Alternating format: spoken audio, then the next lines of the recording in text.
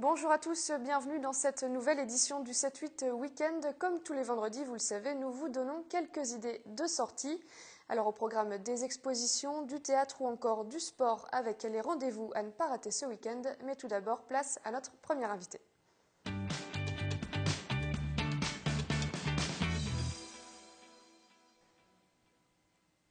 Alors pour celles et ceux qui aiment se déhancher, voici une activité qui devrait vous plaire. Une Zumba Fluo est organisée ce samedi 14 mars au club Le Village de Montigny-le-Bretonneux. Pour en parler avec nous, Kadi Baradji, bonjour. Bonjour. Alors vous êtes coach sportive et c'est vous qui organisez cet événement. Est-ce que vous pouvez nous en dire un petit peu plus ? Oui, bien sûr. Alors, en fait, moi, j'organise l'événement avec un prestataire qui s'appelle Face Event. Moi, je suis prof de Zumba et donc l'idée, c'est d'amener, c'est-à-dire de faire un événement plus pousser la Zumba vers le fluo, amener, rendre l'événement un peu plus attrayant, plus convivial et beaucoup plus amusant. Et alors, d'accord, au niveau de la tenue, du coup, ça se passe comment ? Les gens doivent venir avec un accessoire fluo obligatoirement ou... Alors en fait, au niveau de la tenue, donc l'accessoire, pas forcément. En fait, il faut s'habiller en tenue qui ressort à la lumière, en fait, parce que c'est géré. En réalité, là, ce qui se passe, c'est qu'on est dans le noir et que ce sont des lumières ultraviolettes qui permettent en fait de ressortir les couleurs. Ce qui fait qu'il faut que les gens ils soient habillés en blanc ou en une couleur qui ressort bien. Comme le rose fluo, le jaune fluo. On le voit un petit peu sur les images qui sont diffusées. Et alors la soirée se déroule en deux temps. Donc il y a d'abord une séance à 18h30 avec un cocktail donc à 15 € et la deuxième séance qui démarre à 20h30 avec le repas cette fois-ci qui est fourni à 25 €, c'est bien ça ? Exactement. En fait, la séquence à 18h30, en réalité, il y a 30 minutes de maquillage. Quand les gens arrivent, ils sont maquillés sur place. Donc il y a une maquilleuse qui est là pour ça. Et donc qui les maquille en fait en fluo pour qu'on voit leur visage, étant donné qu'ils vont être face aux profs, pour bien les voir en fait et voir les mouvements et surtout être vus en fait parce qu'ils vont être plusieurs les uns à côté des autres. On est dans le noir, il faut se voir, donc ils seront maquillés et donc c'est pour ça qu'il faut aussi avoir une tenue adéquate. Et c'est vous qui animez la séance du coup ? Sera vous la professeure ? Donc moi je serai professeure et pour le coup on a des invités surprises qui vont aussi se joindre à nous, qui vont être profs aussi et donc on va être plusieurs professeurs à animer. Donc ça c'est la nouveauté de cet événement-là. Et est-ce que c'est accessible à tous, même à ceux qui ne font pas de sport d'habitude ou qui n'ont jamais fait de Zumba ? Oui, tout à fait. C'est vraiment accessible à tous. Par exemple, la première session, elle est ouverte aux enfants. Donc moi, je suis aussi prof de Zumba pour enfants. Du coup, la première, c'est vraiment tout public, adulte, enfant. La seconde, comme c'est 1h30, c'est déconseillé pour les enfants ou alors ils font vraiment pas toutes les 1h30. Mais sinon, c'est vraiment accessible à tous, les sportifs, ceux qui ont envie de sortir. C'est vraiment là, pour l'occasion, juste un moment pour se défouler. Pour se défouler, s'amuser, d'accord. Alors la Zumba, aujourd'hui, on connaît, c'est vrai que cette danse se développe depuis plusieurs années. Est-ce que vous pouvez redéfinir un petit peu ce que c'est avec vos mots ? Alors comment moi je définis la Zumba, pour moi la Zumba c'est vraiment une grosse fête. C'est un moment où on s'amuse tout en brûlant des calories. On brûle vraiment beaucoup de calories et sur des musiques qui sont bien rythmées, de la musique latine. Il y a des rythmes africains.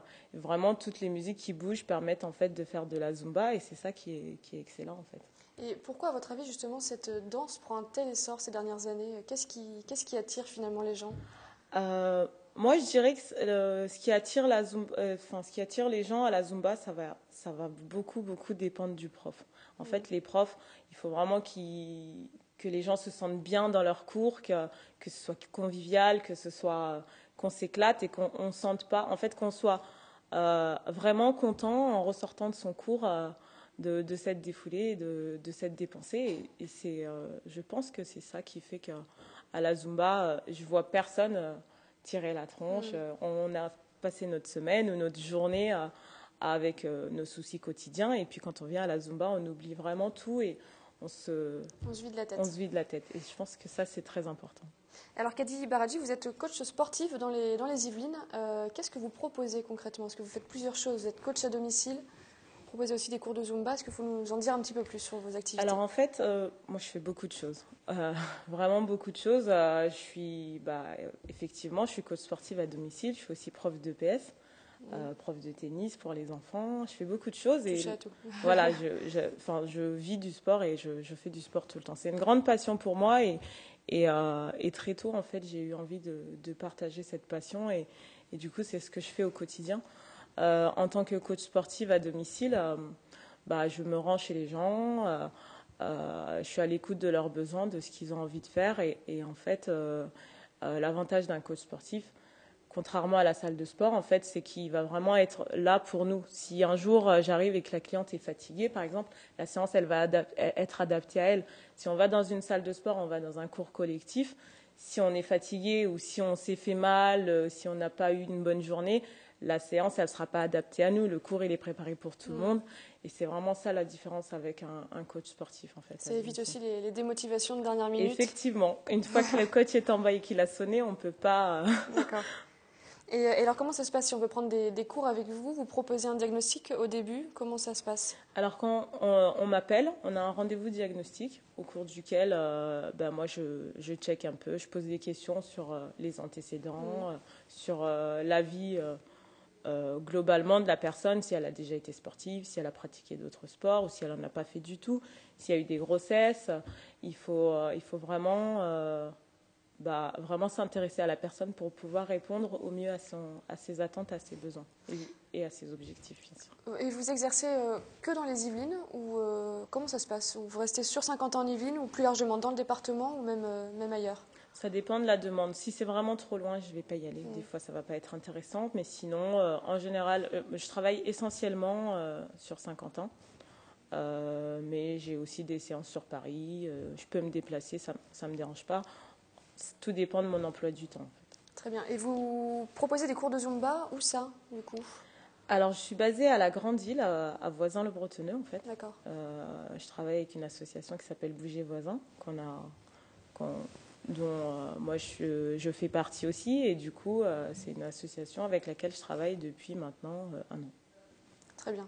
Bon, si on veut vous rencontrer, en tout cas, rendez-vous donc ce week-end, samedi 14 mars à partir de 18h30, donc au Club Le Village de Montigny-le-Bretonneux. L'occasion de se dépenser un peu dans la bonne humeur. Merci Kadi Baraji d'être venu sur notre plateau. Beaucoup. Quant à nous, on reste dans l'univers de la danse. Monsieur et Madame Rêve, le dernier spectacle mis en scène par Marie-Claude Pietagala est proposé ce samedi 14 mars à 20h30 à la ferme du Manet de Montigny-le-Bretonneux. Un spectacle à la croisée de l'art et de la science. Voici un extrait.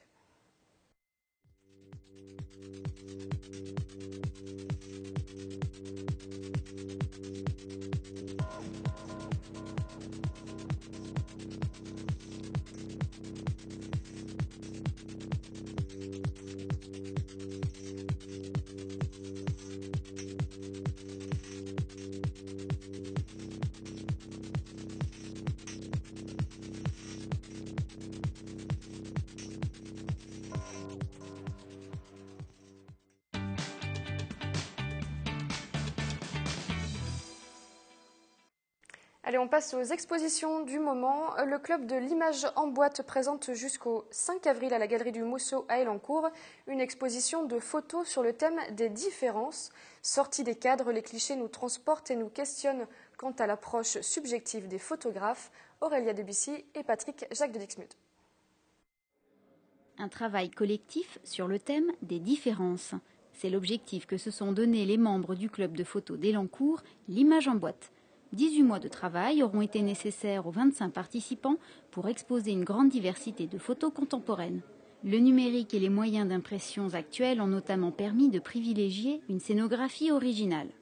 On est sorti des cadres, on a fait de grands formats, on a aussi utilisé des techniques de collage, de présentation qui nous permettent de montrer une exposition qui est variée dans sa scénographie. Et c'est ça aussi qui nous a intéressés. Chaque thème est cohérent dans sa présentation et on passe un peu comme on tourne les pages d'un livre, on passe d'une série à une autre avec une autre présentation et c'est ça je pense qui donne de la vie à cette expo. Singularité, portrait, architecture ou encore séquences temporelles, plusieurs sous-thématiques sont exploitées pour présenter les différences. Sylvain Salmon a choisi une approche sociale, sujet pour lequel il a une certaine sensibilité. Ce que j'ai aimé présenter ici, c'est le chemin parcouru entre l'avant, c'était juste hier, on a toujours tendance à dire, tiens, le temps passe très vite, et c'était hier pourtant, et actuellement. C'est une des raisons pour laquelle, si vous regardez les photos, vous ne voyez pas les visages. Il n'y a pas de nostalgie sur les photos, j'ai voulu que le regard se porte sur l'essentiel, c'est-à-dire les mains, bien sûr, des personnes âgées, et puis la photo qu'ils présentent, qui est une photo d'eux-mêmes ou d'elles-mêmes, lorsqu'ils étaient jeunes, et donc que ça puisse amener plus à voir le chemin fait, le chemin parcouru de la vie, qui est belle, parce qu'en fait elle est grande et longue, et plus on a des rides sur les mains, plus le chemin est long, et ça veut dire qu'on a profité de sa vie au moins. Et le lien entre les mains que l'on voit là et la langue des signes, il s'est fait comment? J'ai eu l'occasion de faire un stage qui m'a été permis donc, par la société qui est derrière, enfin la société d'assistance, donc qui travaille beaucoup sur l'intégration du handicap dans le monde du travail.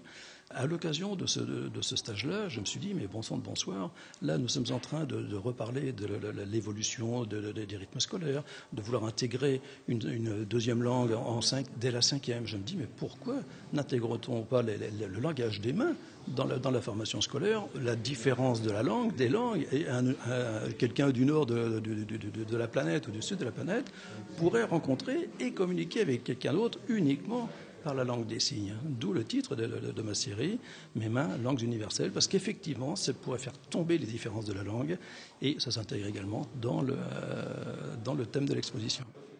Une exposition surprenante et riche de sens à découvrir jusqu'au 5 avril. Exposition toujours, elle a démarré cette semaine et se poursuit jusqu'en avril. La mezzanine de l'hôtel de ville de Guyancourt accueille le travail du grand reporter Pierre-Yves Ginet. Il photographie les résistances de femmes dans le monde actuel. Entre 1998 et 2006, il s'est rendu dans 17 pays pour ses clichés. Un beau travail à découvrir. On passe tout de suite à l'actualité sportive du week-end.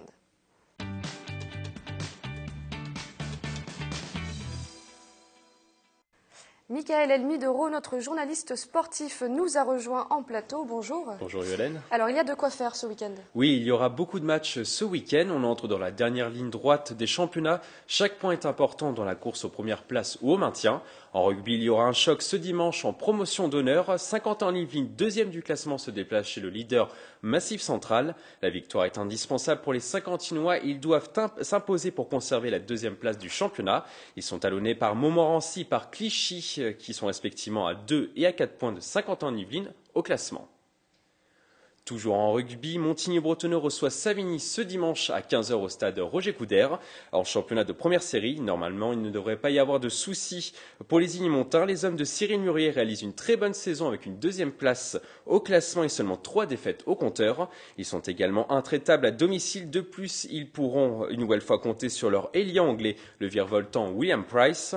Ces simples Britanniques est à une moyenne d'un essai par match. Et il y aura également du handball ce week-end, Michael. Oui, il y aura du handball ce samedi. Chez les garçons, le Chénet-Versailles se déplace ce samedi sur le terrain de Neuilly-en-Thelle pour le compte de la 16e journée de National 3. Les Chénésiens sont actuellement à la deuxième place du classement avec 36 points. Ils visent la première place du championnat dès ce week-end. Le leader Lille est à seulement un petit point des joueurs yvelinois.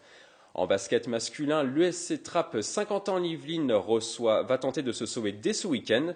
Les hommes de Mostafa El Afidi affrontent ce samedi à 20h au gymnase Paul Maillet l'éveil sportif d'Ormes.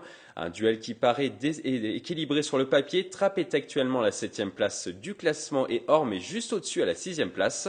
La clé du match pour Trappes sera une nouvelle fois la défense. Les Trappistes sont réputés pour avoir l'une des défenses les plus solides du championnat.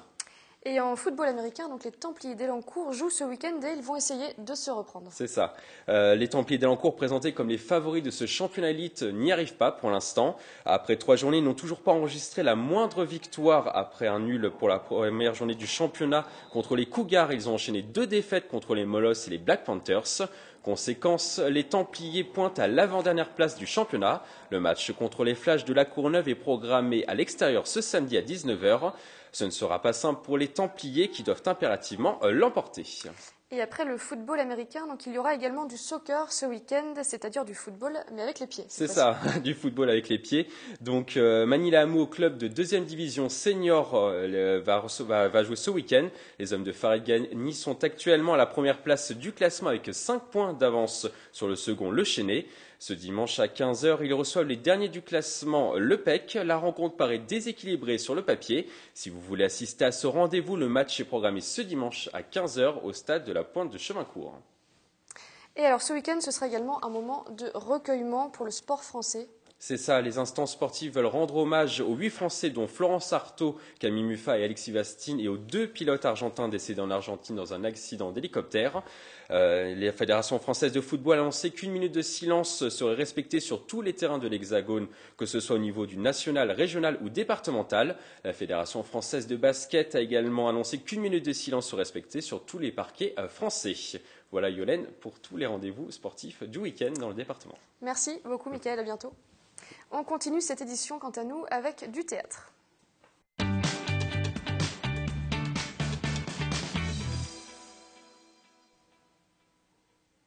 La compagnie Calvero était en résidence à la Meurice de Trappes pour les dernières répétitions de la Carte du Temps, 3 visions du Moyen-Orient.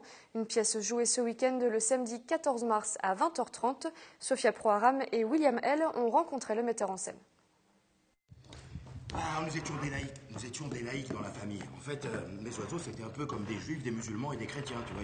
C'est-à-dire que des fois, ils s'arrachaient un petit peu les ailes avec un petit peu de sang, mais globalement, ils s'entendaient bien, ils étaient tous sur le même tas. Irak, Palestine, Israël, voilà les ingrédients de la Carte du Temps, 3 visions du Moyen-Orient. Cette pièce réunit des personnages démunis par un conflit qui les dépasse, avec humour, émotion et humanisme.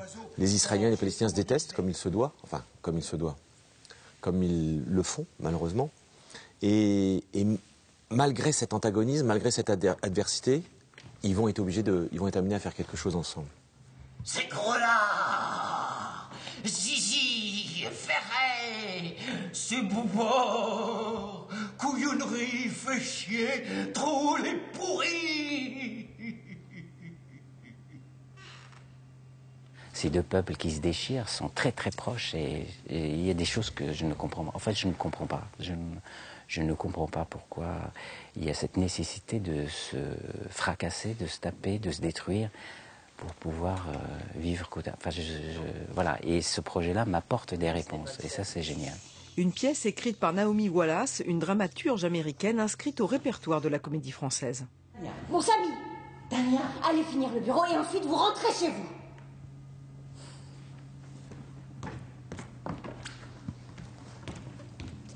Ce qui est très beau dans l'écriture de Naomi Wallace, c'est que grâce à ces histoires qu'elle invente, elle nous permet d'imaginer, nous, spectateurs, que ce monde-ci n'est pas le seul.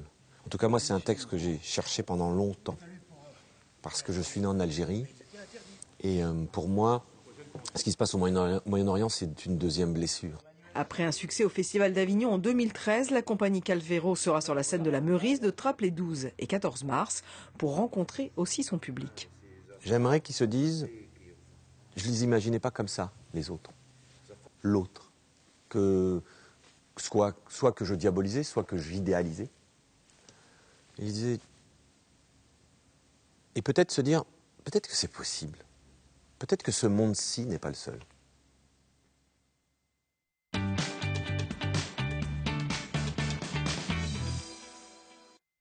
Et voici encore quelques idées de sorties pour vous ce week-end.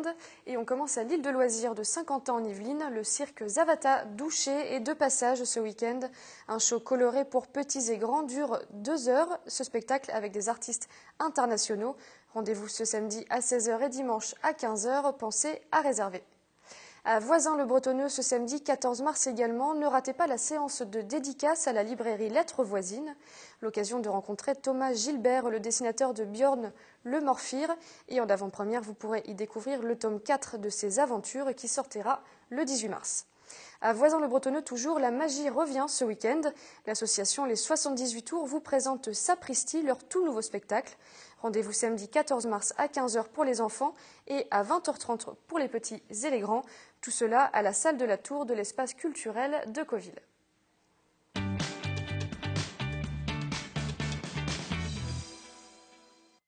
Allez, on termine cette édition avec le coup de cœur d'un professionnel du cinéma, celui de Luc Bocan du Ciné 7 d'Elancourt. Alors, 2 coups de cœur cette semaine au Ciné 7. Le premier, c'est une comédie policière, espionnage, d'aventure qui s'appelle Kingsman, avec l'acteur oscarisé Colin Firth, qui nous donne là une interprétation tout à fait sublime, en agent secret, on va dire, raté, qu'on vient chercher malgré lui, et qui va résoudre malgré lui, encore une fois, tout un tas d'affaires. Alors c'est un film qui représente un genre assez peu, je trouve, représenté dans les salles de cinéma.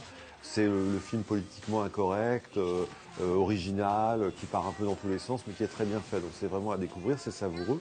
C'est à ces manières que l'on juge un homme. Vous savez ce que ça veut dire? Alors je vais éclairer votre lanterne. On va traîner là toute la journée? Ou est-ce qu'on va se battre?